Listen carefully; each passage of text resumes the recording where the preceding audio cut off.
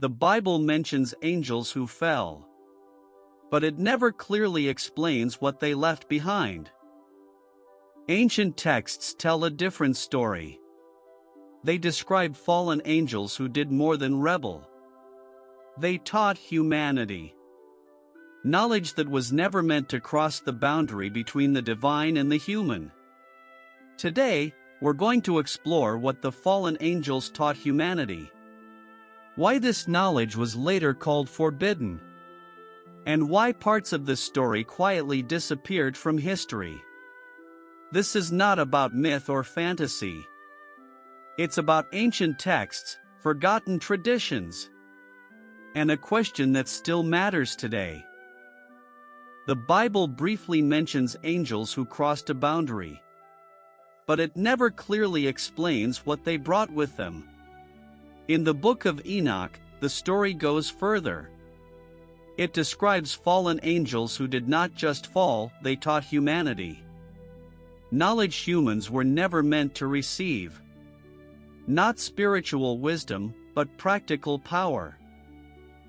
This changes everything, because the problem was not only rebellion.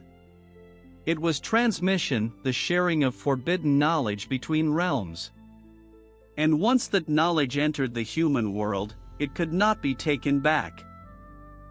According to ancient texts, the fallen angels taught skills that reshaped human society. They revealed how to work metals, create weapons, and dominate the physical world.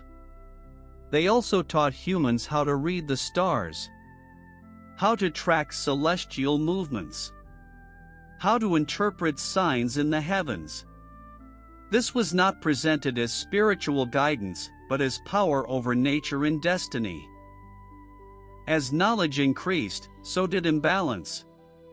Human ambition grew faster than wisdom. What was learned was not filtered by moral restraint, and the line between guidance and corruption quietly disappeared. The problem was never knowledge itself. It was who delivered it, and when. According to ancient tradition, this knowledge arrived before humanity was ready. It accelerated human development without strengthening human character. Power grew faster than responsibility. This is why these teachings were later described as forbidden.